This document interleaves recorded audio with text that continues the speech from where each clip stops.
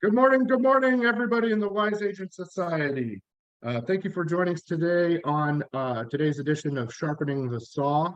We have an amazing guest with us today, Tim Murray, and we're going to be going over living intentionally. Is going to be our kind of subject and topic of the day. Thank you all for joining us. Tim is a good friend of mine out of Denver, Colorado. He is a part of multiple groups. He's also with the Super Agent Collaborative, and he is also part of the Wise Agent Society. He's an amazing realtor. He's an amazing adventurer. And I think, too, on top of that is he has a lot of discipline that he puts into his life and a lot of intentional actions that he implements to achieve goals. So we're going over this living intentionally today. Tim, one fact of Tim too is that he climbed Mount Everest, and he has a whole bunch of other adventurous experiences that maybe you could even tell us a couple other things you've done, Tim.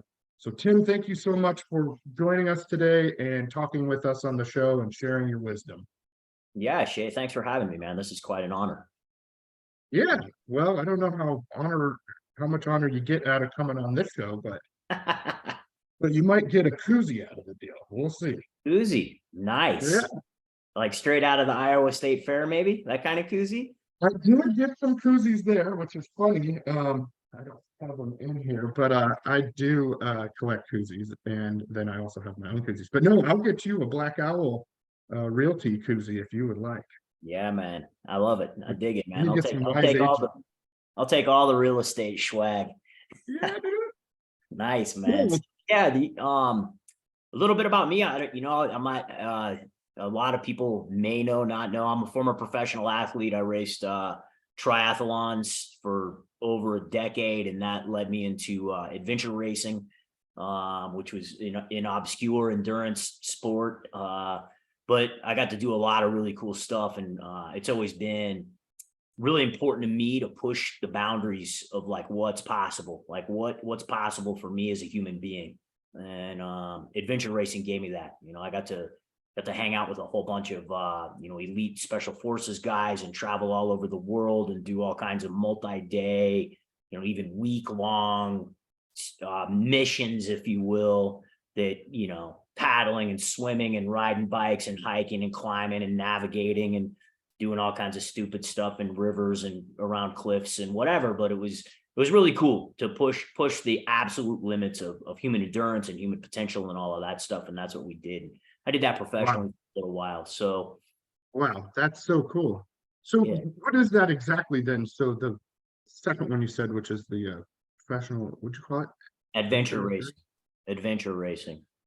Racing. So you have like a team and you just do that. It's a multi-dimensional terrain Yeah. race. So like people are from like, it's funny now they've got like The Amazing Race on TV, and there's some other spin-off shows that are similar to that, and those all stem from adventure racing stuff. So like the Eco Challenge was a thing back in the day. I went to the World Championships in 2000, was called the Raid Galois, and basically it's a 4 or 5 person team. You always have to have at least one person of the opposite gender, and you never go more than 100 meters away from anybody on your team. And it's a multi-day, multi-sport event where they give you a map and they say, hey, here's the start, and here's these 25 different checkpoints along the next, like at the World Championships it was 600 kilometers, so over 450 miles.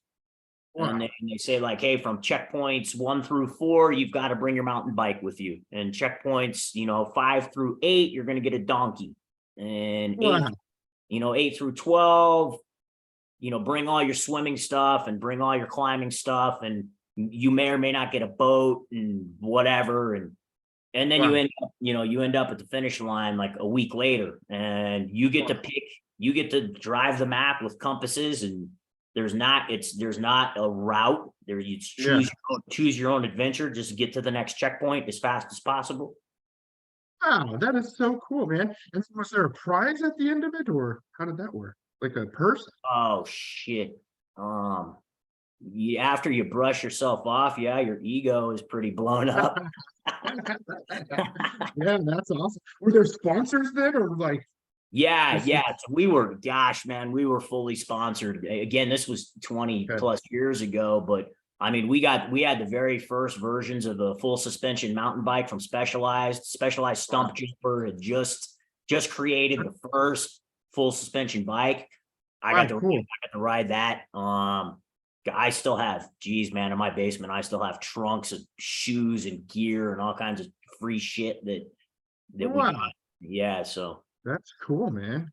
yeah. Very cool. That's interesting. So first professional athlete, triathlons, all that. Then you went to adventure racing, and then now, of course, you're in real estate and still doing adventures. So what led you to real estate? How did you get into real estate?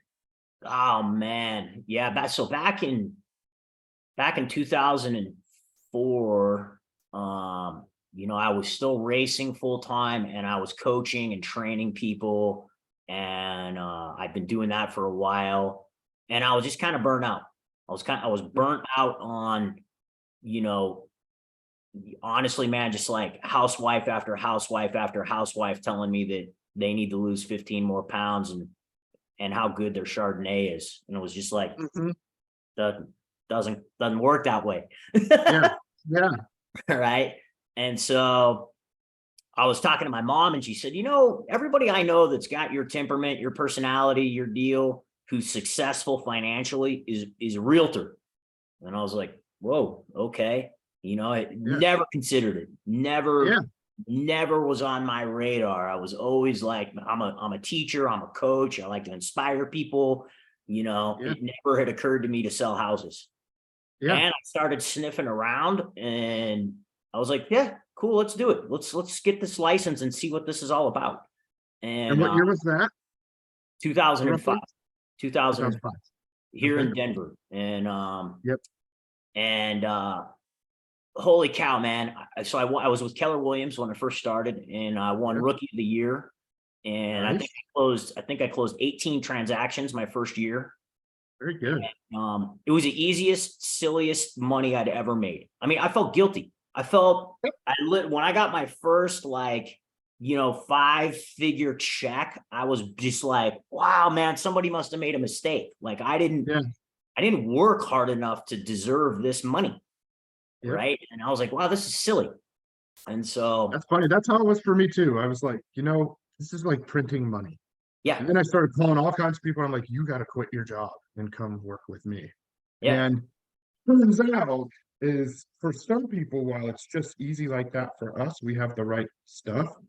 Not everybody has all the pieces to the puzzle to make that work. So I quit doing that. I quit making people quit their careers and try real estate. Now I go over it a lot more yeah, in depth before I let them make a change like that. But that's cool that you had that same kind of success. That's how it was for me. Uh, that's yeah. cool. So then what? Well, then, I just, wow, a lot of things happened, but I think mostly I just settled. I got complacent. Mhm. I could just mail it in.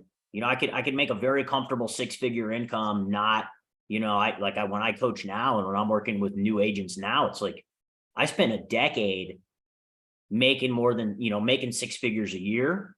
And I probably worked, I don't know, less than 100 hours a year, Yep, and that's pretty I know good. people that are on this call right now that are probably going to work 100 hours this week, Yes. and I'm Yep. just like, why is that necessary? Yeah, that's funny. And you know what it is people are not focusing on the right thing. Here, I wrote this down on one of my calls the other day. Basically, and I just by processing when I'm talking, I came up with this is, if you do 12 hours of lead generation, 8 hours of home previews in a week, and 3 hours of open houses, that equals 23 hours. 23 hours a week, and you can dominate any market, be the biggest, most badass realtor in your area, no matter what the area is. And I never broke it down into that easy of a system.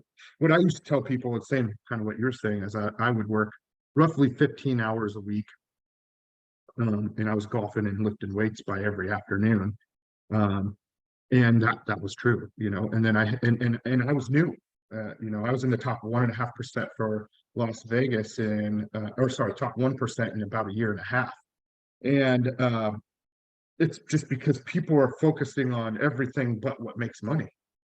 You know, the minimum things that you need to do, which is lead generation, know your market. That's what I call previewing. But if you that's also could be showing houses. So if you're showing houses, that's even better than previewing. But if you don't have somebody to show, you go show anyway, you know, show Yeah. the internet, and then just do your open house once a week, and it's that simple, you know. Yeah.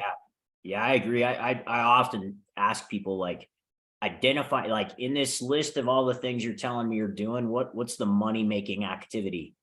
There you Oh, well, go. I cleaned up my database. And I'm like, no, Yeah, yeah, fail. What, like, right. what else do you got? And Yeah, it's not until they're like, oh, I picked this thing up and I called somebody. Then I'm like, oh, hey, tell me about that. Tell me yep. about that. It's that easy. You got to talk to human beings. Yeah, and that's the other simple form that I came up with is you basically, and this a mentor of mine, Jeremiah Taylor, told me back in the day is if you're not making the amount of money that you want to make in real estate, then you just have to have more conversations about real estate with strangers, people you don't know, or people that you haven't talked to about it yet. And no matter which way you do it, you just have to have more conversations about real estate. And so when I started coaching all my people the same way, is that you need to have about 5 conversations a day, let's say 3 to 4 days a week. That's it. Brand new conversations with that many people. You do that, and you'll have all the business you need in the world. You'll be the Yeah. money will come, the success will be there. When But I if you hear don't, when I hear that when I hear those metrics, I'm all like, you'll be too busy. yes, You'd have too many leads. You would have to hire a yes, buyer's agent. You'd have to hire an assistant, hire a transaction coordinator, because you're gonna be busy. yep, that's it. But isn't that funny? Because we're not talking big numbers. No, You and I both know that it's that simple that you'll be overwhelmed with just that many conversations. yeah, But start there, right? And better to have too many problems than or I mean too many of those problems than to not have any business at all. yeah, yeah. But that's cool, man. I love all that. So then from there, now you're coaching people and then you've switched companies from Keller Williams, obviously, and you're now at EXP, is that right? Yeah, Right? I jumped around. I was with a couple other firms. I worked with York Castle Realty here in Denver for That's about a right. decade, and fantastic company. Love those guys. Shout out Lon Welsh, thank you. Charles Roberts, thank you. Jeremy Heard Lambert, thank great you. things. Yeah, super Heard great great things about people. them. And yeah, learned a lot. I'm still in touch with all those guys. And yeah, now I'm with EXP, and it's cool to be part of an international community and be able to sell all over the world. It's cool to Mhm. have a referral basis. There's a lot of benefits over here, obviously preaching to the choir. Yes, sir. Yeah, but I, I think I was like KW for a long time. yeah, yeah. So I think like quite a few things happened. Like I knew I think like we were talking about intentionality before we got on this call, Yep. and I think when I do my talks and presentations on Everest, I talk a lot about a life timeline, and I knew when I was 16 years old that I was going to climb Mount Everest, and I knew that I had to do when I was 16. I set the goal that I just thought then that I had to do it on or before my 50th birthday, because when you're 16, 50 is like dinosaur shit. You're done. Yep. Right. And Right. Right. right. And so, through the last, now 18 years, but up to that point, 15 years of my real estate career, like I knew coming out of racing and coming out of everything else that I had done, I was like, yeah, man, I need to go climb Everest. And Yep. so it was all by intention. It was all like preconceived. I already had that goal in mind. I knew that it was going to take 4 years to work up to get that sport specific train. I mean, I've always climbed, I've always hiked, I've always done, I've got the endurance background, backpacking, all that stuff. No big deal. Hmm. What I didn't have was a lot of time in crampons above, say 18,000 feet. And Hmm. so I spent, even rolling into COVID. Prior to COVID, it was like, hey man, I'm in my 4-year workup cycle to summit Everest. And then COVID happened and everything got jumbled around. And inevitably I lost about 2 years. Okay. Yeah. And honestly, it was the best thing ever. Cause I was going into it, if COVID hadn't have happened, I think I would have found myself like on Denali, like I climbed Rainier and Denali and all the other kind of classic big mountains to get ready for Everest. And in those early days, if COVID had not given me another year to train, I would have suffered, more than necessary. Okay. Okay. Yeah. Well, that's cool. It's funny how much COVID and the pandemic really benefited a lot of people in different ways, even though it depends on how you look at it, right? And so Yeah. I've always looked at, I love adversity and I love challenges. And when things go bad, that's a time for me to rebirth or redirect or redo and become something totally different, which I love to do. Not Yeah. everybody thrives on that, but the people that I think that do or look for the blessings or the silver lining are the ones that ultimately are the most successful anyway. So that's part of mindset too, which we were talking about a little bit, Yeah. is so you're right. You probably all that is correct in what helped you to do summit the unsummitable summit even or at least you were more prepared for it, right? Yeah, I was more prepared for it, for all the stuff. And then when I actually got to Everest, which was last year, I did not summit Everest. Okay. So, Okay. I made it to Camp 4. I made it to 26,500 feet, hung out up Wow. there for a while everybody else did their summit push. So how many feet is it total? The mountain's 29,000, just over 29,000 feet. So I was 3,000, 2,500, 2,700 feet short of the summit. Pretty dang close. Okay. Yeah, super close. Like it's like Camp 4 is the last camp before the summit. It's the Okay. one day it's like, I had worked it out in my mind that my summit day, like tent to tent. So going from 26.5 up to 29 and then coming back to 26.5. I had it in my mind that would be like a 16-hour evolution. Right. And when push came to shove and we're ready to leave the tent and the head guide and the head Sherpa come in and they're like, if you're not going to do it in 12 hours or less, we don't want you to go. Like we don't have enough oxygen. It's not right. Like everybody else is going to move even faster than that. And it wouldn't be smart. And Okay. I was shocked. I was like, Yeah. whoa, shit. Like, okay. And fuck, man, you guys are doing your job. You probably maybe you saved my life. Yeah. Totally.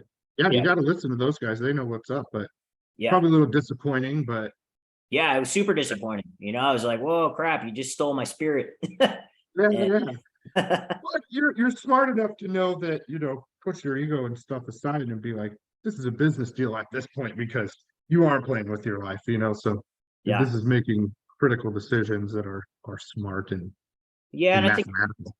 I think with a lot of other stuff that I've done, it's interesting. Like I've always walked into it like, is this something or like, is this a group of people or is this an objective that I'm willing to die for? Or like, hey man, if I'm in hour 36 of doing whatever the fuck we're doing and I have a heart attack, is a guy standing next to me going to save my life? Right. Right. Right. Or vice versa. If the shoes are on the other foot, you and me are going fishing and you choke on your chicken bone and I got to save your life or drag your ass out of put you over my shoulder and bring you somewhere. Can I Yep. do it? And Yep. that's always in my mind. That's always, Yep. I'll be at the bar and I'll look around and be like, who's the biggest guy in here? If this place catches on fire, can I carry his ass out of here? Like, that's just my mindset. Yeah. I love it. I love it. You're thinking that way. I'm thinking of it the other way. Like, who's the biggest guy in here that I'm going to get on my side if the shit hits the fan and we're going to take this mother down, Yeah.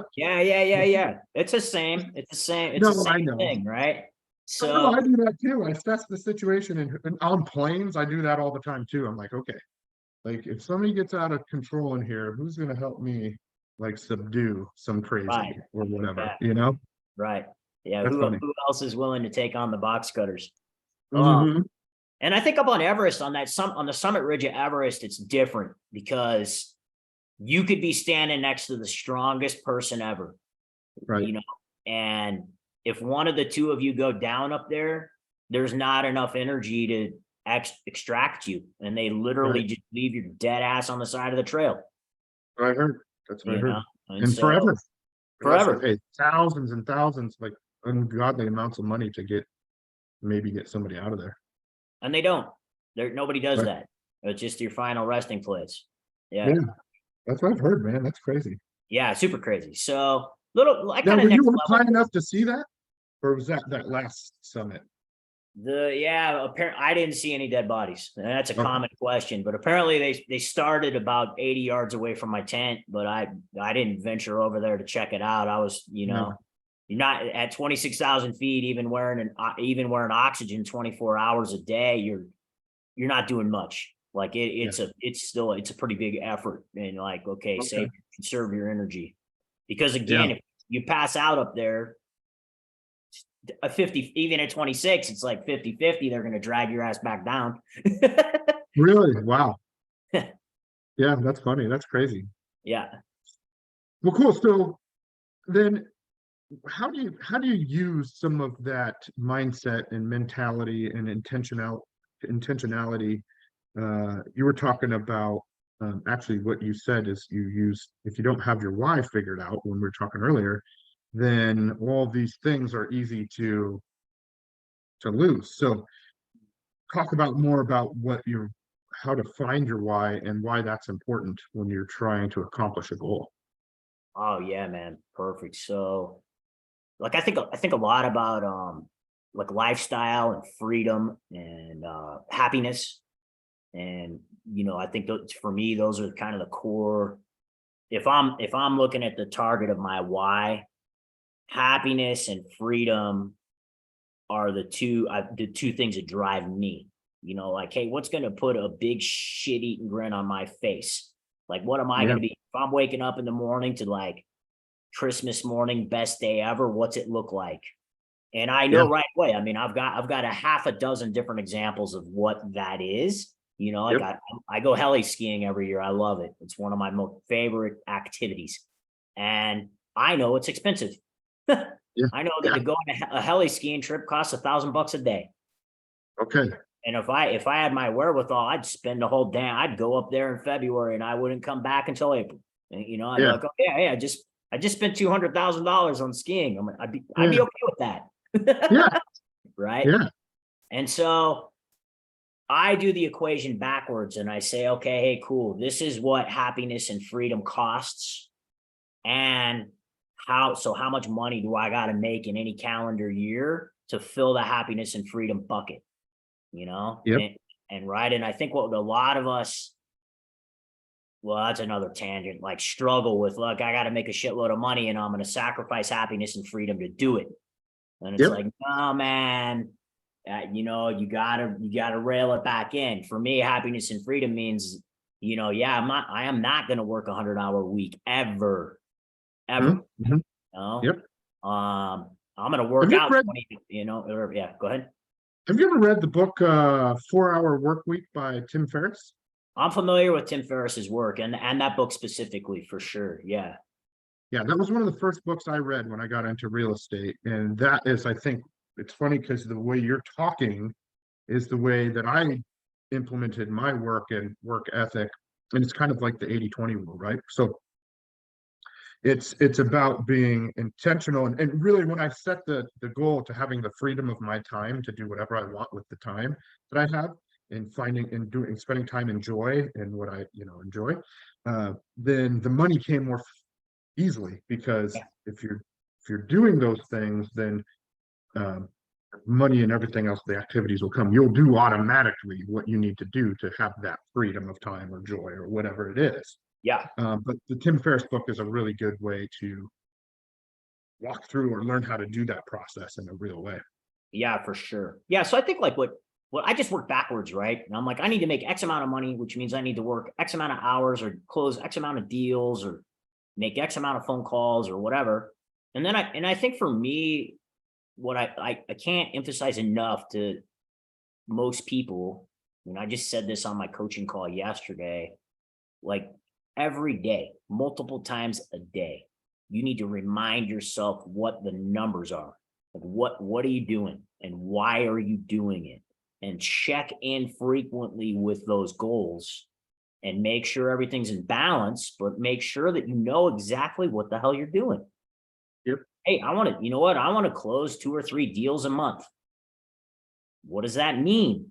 It means that I need to make, just like you were saying earlier, I need to make, for me, I need to make, 20 solid calls a week and probably have another 100 calls a week that are ancillary, that are, to my vendors, to my inspectors, to my whatever, to my title guy, to, my former clients, whatever those look like. But it's like, yeah, man, if I'm going to close 3 deals a month, I need to be in that, 10 to 20 real conversations about, hey man, when are you going to buy or sell? Or who do you know that's going to buy or sell? Hey, you want to jump into my investor pool? Hey, whatever. What are you looking for? What do you need in real estate? I got you. Yeah, that's what I say exactly. So when I was talking about having the 5 conversations with strangers per day, per whatever week, 4 times a week, let's say. So 20 is a good number. Yeah. Then the minimum words that have to come out of your mouth to count is, are you or anybody you know interested in buying, selling, or investing in real estate? Yeah. So that's the simplest way that I put it to them too, in counting as a conversation. If you didn't talk about that anywhere in the conversation, it doesn't count. Yeah. So intentionally setting those goals every single day. And I think that it's, I have found myself being in sales for as long as I have, I was even selling stuff long before real estate. It's waking up, looking at what you're going to do for the day with intention, and then getting on the phone or going to lunch or whatever you're doing, or coffee or whatever, with intention. Like, you can't just mail it in. You can't just go through the motions. You've got to have an agenda. Yep. You have to have a plan, right? Yeah. Yeah. That's what one we do. One of the things I wrote down too for this call is that I've been kind of meditating on is leading with gratitude, right? That's another big one. Oh, that's right. It's like, oh, you got to gratitude, start your day with gratitude, be grateful. That's the key to success, getting so I wrote down, when I was thinking about it, I'm like, gratitude is the first form of goal setting. Because if you're not grateful for what you have, and you haven't identified what you're grateful for and what makes you happy and what makes you, what are you thankful for? Oh, that stuff. I'm thankful for money in my account. I'm thankful for my friends that are giving me referrals. I'm thankful. So when I acknowledge to the universe that all that stuff that I'm grateful for it predetermines that more of it's going to come in, because I'm saying thank you to the universe. Yeah. You're saying, I like this. I enjoy this. Thank you. I have gratitude. Yeah. And what you focus on expands. So if you're focusing on gratitude for these things that you have and that are coming to you easily and all that, then the universe will give you even more. Yeah. That's just the law of attraction. That's just physics. That's just quantum physics. That's like just science. Yeah. That's the funny thing. The funniest thing about people that are like, well, I don't believe in all that stuff. It's like, well, you can just not believe in science and facts, but that doesn't mean, it just means that you're wrong, because just because you don't believe, it's facts and science, man. Yeah. Yeah. For sure. I love it. Yeah, I love it too. That's cool. Yeah, so all that goes in with goal setting and gratitude that you were saying for the things that you have in your life will help to get you more of what you want in life. Yeah, for sure. Do you have thoughts on like, just how do you, on the, well, and we talked about it a little bit, but maybe go into a little bit more about when on the days you don't feel good, you don't feel like it, don't feel like making a phone call, or you don't feel good about maybe yourself or something, and there's stuff in the way of you doing your what you know you need to do to get to the goal you want to get, so that you feel good about yourself and blah blah blah. So what do you do on the days you don't feel so good and you don't feel like doing it? Ah, man, that's such a great question, because I think, like, in some of these previous places where I've talked about my Everest experience, Mhm. that was 7 weeks of not feeling good. You're Mhm. just the baseline experience there is suffering, misery, like your body at those elevations, your body just does not like you. Yeah, And every day is just like, what the hell am I doing? Like, why am I here? And so you yeah. re-question, recalibrate. And so what I How found many was, days? How many days does that take? Sorry to interrupt. How many days is the full going up and then yeah, going back down? we were in country 7 weeks, and of those 7 weeks, like 5.5 of those, almost 6, were on the mountain. We're like above base camp and above. How long? Several 5 weeks 5.5, 6 weeks. on the mountain, Yeah. base camping up. Yeah. Okay, okay, that's a long time. Okay, good. That's what I. So okay. Right. So it's like, if you think about, yeah, so base camp's at 17,500 feet. Wow. Just Right. So even that is like, I think it's like 40% less oxygen there than there is in your house right now. got it. Okay. Okay. So it's just like waking up every single day with a plastic bag over your head and being like, oh yeah, hey, cool. This is how much I get to breathe. Yeah. Okay. Right. Yeah. And Tough. so what I found, like, when I break it all the way down to, like, what was I doing when I was in really dark places on Mm-hmm. the mountain, and wondering how much more suffering I could endure. Mm-hmm. And I can only imagine that there's some people that look at their they're, hey, I got my real estate license. And then you and me are like, yeah, people fucking use your telephone and make some calls. Oh, and you Yeah. look at your phone and you're like, oh, I can't. What am I doing? Why am I here? Yeah. I get Yeah. it. I understand. It's the same journey. So what I Yeah. found that helped a lot was really simple affirmations of Oh, good. reminding myself that I wouldn't be in the position that I was in if I wasn't prepared, if I didn't want to be, and if there wasn't something bigger in it. And so then it's like, hey, I'm here, I'm doing it. I need to just put one foot in front of the other. I know what to do. Mm-hmm. And then I just need to reaffirm, like, wow, look at the glory. How gratitude. I'm fucking here. I'm here. I'm not dead. I mean, there's people dying around me and I'm not dead. I'm still doing it. Like, that says something. Thank you, God, for giving me this opportunity. Okay, hey, cool. Then why am I doing? Oh, yeah, I want to push my limits. I want to find out what's possible, you Yeah. know? And it's like, yeah, it's possible to make 20 phone calls a week. Yep. In the It is. case of Everest, it's possible to put one more foot. You take another step, take another 5 or 10 breaths, contemplate the entirety of your existence. And if the mountain's going to snatch your life away from you in an avalanche, or some guy on the rope above you is going to fall, or whatever the hell the circumstance is, it's irrelevant. The circumstance is irrelevant. What's relevant is that you know why you're there, and you remind yourself that you put yourself in the position you're in. You got your real estate license. You pay for your telephone service. You have friends. You have a sphere. And hopefully you have a very clear defined goal. Yep. It fit together. Yeah. I love all that. You sparked so much in my head, and I take notes while we're talking here. That and I think you're right. So affirmations is a great point and a good part of this, because maybe on a day that you don't feel like doing it or you don't feel good, maybe you've been giving yourself negative affirmations. Maybe you're in a place in your brain that's like, oh, I'm not, people don't want to hear from me on the phone, or I'm not, I don't deserve to make this much money, or I don't know, whatever it is. You're probably telling yourself a story with negative affirmations. But if you go back into and say, wait a minute, and everybody does this, every single person does this. I do it. So I need to be like, snap out of it and remind myself, hey, I need to go through positive affirmations. Like I have like positive affirmation loops that I listen to that are I am affirmations, like I Yes. am a successful person, I am healthy, I am wise, I am a pleasure to be around, stuff like that, you know?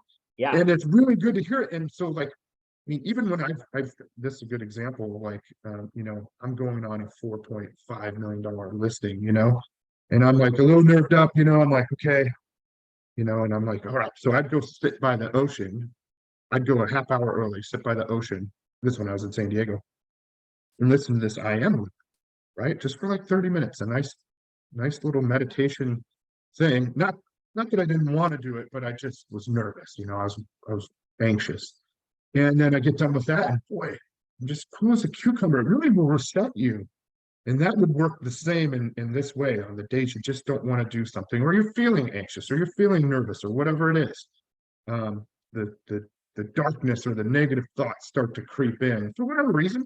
Maybe you're tired, maybe you're sick. So maybe that's what started that for this particular thing. And the affirmations is a great way to kind of snap you out of that and prepare your mindset for whatever that next thing you're going to do.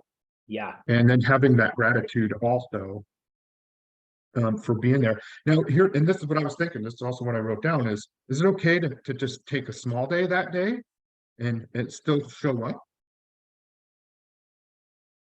Yeah, no. That's an Okay. interesting thing. I think the difference between like being on Everest or really in any mountaineering situation that distinguishes it from other events or other sports or whatever activities is the weather. The weather dictates almost everything, Yeah. right? And so you can look at like we had a giant whiteboard in the base camp tent with the calendar on it that said, hey, here's an ideal situation for the next 3 to 6 weeks. Yeah. And if the weather cooperates on these days, it would line up perfectly and we're going to go. And Mhm.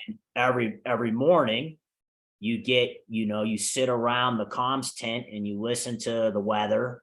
You listen to how many people died wherever they died the day before on the route. And, it's sombering and realistic. And you're like, whoa, shit. Okay. And you Mhm. hear the prediction, the weather predictions that say like da da da da da. And then you go back to the calendar and the whiteboard and you're like, okay, cool. I'll get 3 more days of kind of resting at base camp or, whatever. And then when it's go time, it's go time. And Yeah. if you feel like shit, deal with it. Yeah. Because this is your opportunity. And Yeah. so that's a little bit different. I think in life on the day to day, like as a salesperson, as a realtor, whatever your profession is, when you're trying to hustle, um, and you're having an off day, I think it's important. And I know this from athletics for sure. Mhm. Acknowledge the overall cycle. Where are you? How many days in a row have you really worked? How many other big stress factors are dragging you down? Is it better to ride the pine for a day? Is it better to go, sit in a hot tub or go on a walk or take a longer nap or call your shrink or whatever you need to do? That's cool. If Yep. it's validated, if you look at it and you're like, oh yeah, man, I haven't had a day off in 2 weeks or whatever. Or, oh yeah, Yep. man, all these other factors, like I'm not going to be able to get on the call and have a positive intentional call because I'm in a shitty space. Yeah. That happens. That's cool. Sure. Acknowledge it, and self-care, self-love's gotta take a precedent. And I think that I could say all that with absolute confidence. Like that's critical. You got to know yourself and be aware of where you're at. And if you need a day off, take a day off. Yep. And for the majority of human beings, right? You mentioned the 80-20 situation earlier, 80 Yep. 20 rule. And I think more and more as we evolve, it's more like a 95-5. So Yep. if you want to be a 5%er, if you want to Mhm. be 5% of the most successful human beings, we're all wired, we all got the same shit up in our heads. Everybody's got issues. If you want to be a 5%er, you need to distinguish where you're making excuses and just mailing it in. And if you got your negative self-talk is in your head, or you wake up with imposter, Yep. syndrome, or whatever it is that's stopping you, yeah, whoop, take a breath, take a time out, get back on that affirmation cycle. And, Mhm. and I think the extra juice that I would add is to try this out. If you guys are listening to this and you don't already have, if you haven't been scribbling down notes and you're not like, oh, Shay said that he's got a positive affirmation loop. If you don't Yep. have one of those, fucking get one, you guys. Make one. Yep. Record, Oh, record it. I'm great. I'm the best. I'm cool. I'm whatever. And here's yep. the extra juice that I would add in. Every time you say a positive affirmation and you write it down and again, your negative self-talk is immediately going to come in and say, are you the best? Are you cool? Are you cool as a cucumber? Are you successful? Are you a badass? Whatever. And Mhm. as soon as that negative thought comes in, visualize, remember, recall, pull up something that validates what you're talking about, even Mhm. if it's completely unrelated to sales. Yeah. You know what, man? I can think about dozens and dozens of situations where I can be like, hell yeah, I'm a badass. I'm a badass because I can remember this and this and this and all these successes I had. And there's a Yep. lot of people that are like, well, man, that's egotistical. I could never do that, or that's arrogant, or whatever. And it's like, yeah, bullshit, man. Think about the time you were, I don't know, 4 beers into the holiday party, and you did something really cool that everybody loved. You did that cool trick. Yeah, that counts. That's Yeah, success. That's self-affirmation that you're okay and other I human like that. beings like you, and you know what? You have a good personality, or you have XYZ that validates you're successful socially. Remind yourself of that. Pull up those visceral memories of success and tie Mhm. them into your affirmations. Yeah, I like it. And additionally on that, so like I said, mine's a loop, and I can't remember how many minutes it is per time. But it goes on for hours, an hour and a half or something. I don't know. And mine's just on YouTube that I found years ago. And it's funny because I used to play it for my kids every night before they went to sleep. So all three, my two boys and I would lay there for about 5, 10 minutes and listen to this positive affirmation loop of this guy talking about I am stuff. And by the way, Tara is, like I said, my assistant is usually on this call today. She's doing some training for another thing that we're doing, some coaching stuff. But normally she would put this into the chat, the loop, but she finds stuff and puts it in for me. So if anybody out there would like to have my positive affirmation loop as an example, just give me a shout and we'll give it to you. And if Tara can put it in here, or one of our assistants can put it in the video somehow, we will. But what my point was that, so yeah, when you're talking about maybe you have these negative forces coming in when you're listening to your positive affirmations, well, also I think that's why mine's a loop. So the first 3 or 4 times I might still be like kind of struggling or whatever. But then after like maybe the fourth or fifth time, now you're mellow and I'm feeling it. It's just kind of soaking in. It's getting in there. Then it starts to you remember and you bring it up. And when you're done, you just feel so calm and relaxed. It's like just you've been hit with all these positive vibes, and then you can move on and do greatness after that. Yeah, And the more you do it, the better. Daily is pretty good. for But sure. For yeah, sure. yeah, love it, man. Um, One other thing I was going to say with that is that when I talk about weights, I like to weight train and do that stuff at the gym. And sometimes it's just beginning or building or maintaining the habit of whatever you're doing. So that could be at the gym. That could be with your lead generation. That should just be a non-negotiable. If you want to be a good salesperson, you have to have the conversations. So set a goal of some sort that is achievable. It doesn't have to be the biggest, craziest goal. Of course, you were talking about let's start with our overall goal and work backwards. So we need to be in that realm, of course. But my point is, some days I feel like dog do, and I go to the gym, but I might not have the biggest squat, bench, whatever day. Um, but and I don't want to go. Maybe I don't feel good physically, mentally, whatever. But if you just go up. You're doing better than 95% of other people because they'll Yeah. just let themselves not go. Yeah. So I say go, have and plan on just having a day, not a great day, not a great day at the gym, not a great day of calls, but just have a day. Yeah. instead of not having a date. And unless you need self-care, that's cool. I'm down with that too. I love taking naps if I feel like I need it. If I need this or that. So not like 7 days in a row, then that's just, you're making poor decisions. Um, so go and have just show up, And then it's funny because 9 times out of 10, I'll have a pretty decent day after you get going. And nobody ever feels terrible after they leave the gym. Yeah. After you've done whatever the activity is that you Yeah. want to do to help get your goals, you're going to feel better than if you just didn't do it. Yeah, for sure. We say, I spend a lot of, another one of my big passions is cycling, bike riding. So I spend a lot of time mountain biking and road biking, and I don't know how many times I'll go ride with somebody and they'll be, disappointed in their performance, or like they didn't have a good day on the bike or whatever. And I always remind them, like, you're doing better than all the people sitting at home on their couch right now. Mm-hmm. Mm-hmm. Right. So yeah, you're showing up. Yeah, you're showing up. You show up. If you show up consistently, right? That's a big one. You mentioned the word habits. I hear the word habit and I immediately go to consistency. And I'm just like, Yep. that's the deal. I mean, choose a word, habit, consistent, whatever, make it a practice, make it consistent. Yeah. And if you show up, and if that, I think a lot of the time too, maybe in a little bit more dialing it in micro, if I've got a list of calls to make and I know I can look at every single name on my call list and I know exactly how much that phone call is worth. Yep. There's a lady parked. You mentioned a 4 point. It's funny.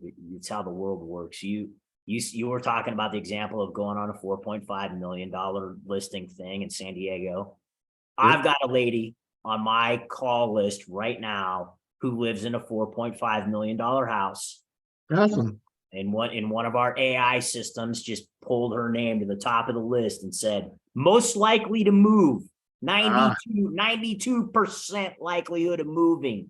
Wow. And I'm like, oh, wow. Okay, cool. And if my negative self-talk comes in and I start beating myself up or I'm having a bad day or whatever, and I'm like, you know what? Maybe I do wait and back that one call up. But man, I got about a half a dozen other calls where I can call one of my buddies that I know is just like, he might buy or sell in the next 2 years, but it's going to be a super fun conversation. And it's going to get my brain in the right place that I'm okay using the phone. These are conversations I'm comfortable with and I'm consistent with, and boom, and then I'm like, hey, there it is. Success. Yeah. All right, cool. Now I can call Kathy and get her $4.5 million listing. Yeah, I love it. And by the way, I got the one that I did. I showed up, and went in, and it was comfortable. It was cool. I had my marketing plan, and my marketing plans are radical because it is a one-sheeter, and it just says I have a luxury one, I have a regular one, and that's it. And I have different ones per location, city that I work out of. But it's just bullet points. It's a one-sheeter. That's what I love about it. And then I go on to talk about more about what each one is. And with the luxury ones, it's, we do global marketing. We do very high-end, high-resolution production videos. So it's not just a regular video. We have camera crews come in with gimbals and, the drones and, all of that. And so it's quite expansive. And then all I do is show them pictures on my phone of other houses that I've sold like that. But at that point, I had never sold a $4.5 million house, I mean, I've sold $1 million houses, multiple. So, I mean, I just showed him the best ones that I had, and here you go. And then he was like, yeah, that looks rad. That sounds good. Let's do it. He didn't say rad, but he said, yeah, it looks good. So, it's funny. I think people get in their heads too. This is good stuff about luxury is that, for some people, $1 million houses are luxury. And it's funny because when I first sold my first $1 million house in the, first year and a half or whatever in real estate, same thing. I was nervous. But essentially, it's all the same process. So it's good for people to know that, it's the same process.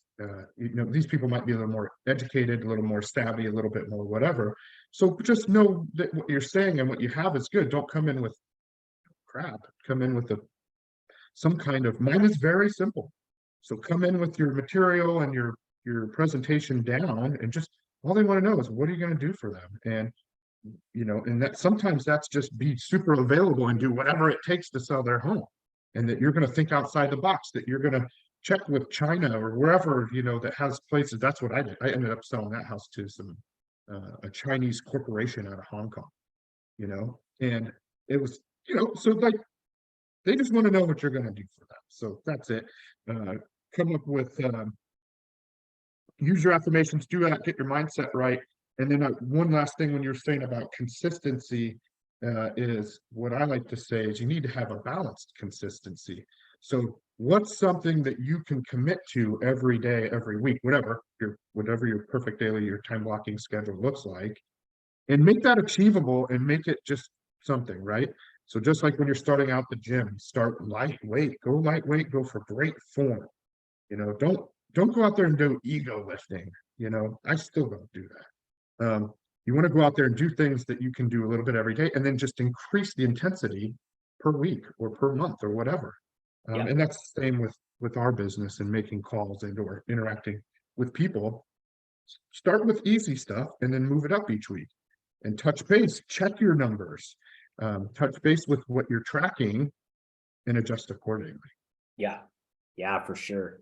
Yeah, it's funny, man, because I think I wake up almost every day thinking about that it's just all fundamentals. It's all the basics. It's always just doing the basic stuff over and over again. Like this morning, when I was thinking about that stuff, I was reminded of like one of my favorite books is Zen Mind, Beginner's Mind. And Zen Mind, Beginner's Mind. Yeah, TD Suzuki. And it's just the idea that we're all beginners. Every day is a fresh start, and if you're a beginner and you take those perfect reps, they don't need to be heavy. They just need to be intentional, dedicated, correct.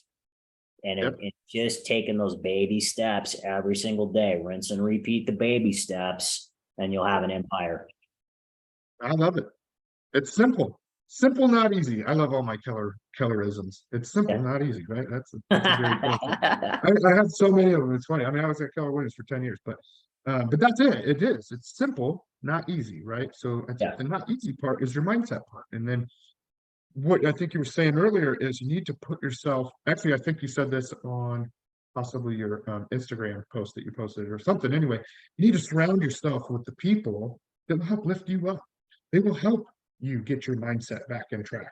Yeah. Who you surround yourself with is super important, and doing things like this. So, I'm really grateful for you to be on this show and share your insight, and that we get to collaborate together. And then, we're both learning stuff here. Yeah. And then hopefully other people are learning that are listening in with us. And it's all about that. Nobody's better than another person. It's just we all have different experiences, and we can all learn from each other. And the people that are working like that, those are the people that I want to work with. Yeah. And we're going to be successful together in that way. Amen. Amen, brother. For sure. Yeah. Rising tide lifts all boats. Let's do this. That's it. And so just if anybody out there needs any help with any of the things that we talked about, or you were sparked or fired up about something that we said, please feel free to reach out to either one of us.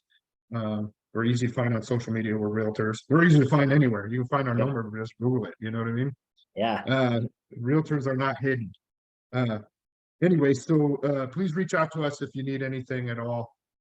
Thank you so much, Tim, for coming on the show today.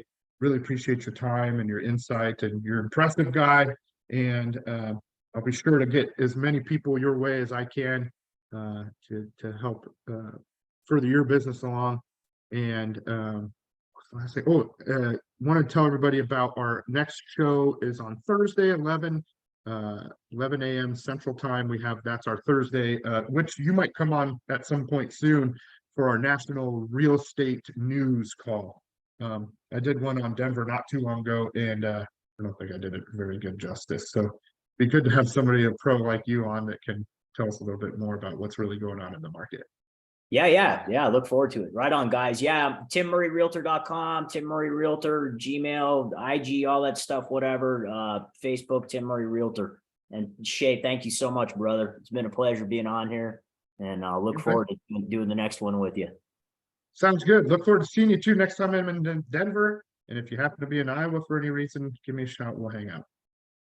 Yeah, I don't know why, but I'm all like, oh, maybe I need to go to Iowa to buy a hog or a pig or something.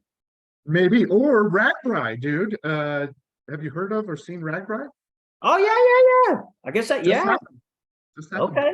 Yeah. Maybe Okay. that's something we could do one year. I'll join you for part of it. I don't know how much I could do. It's so freaking hot when they're doing that bike ride. Ragbri is a bike ride across the country. So Yeah, anyway, we can talk yeah. about that in the future. State line to state line. I like it. Cool. All right. All right, Thanks. buddy. Shay. Thanks, Tim. Have a good day. You too, bro. See you, man. Ciao.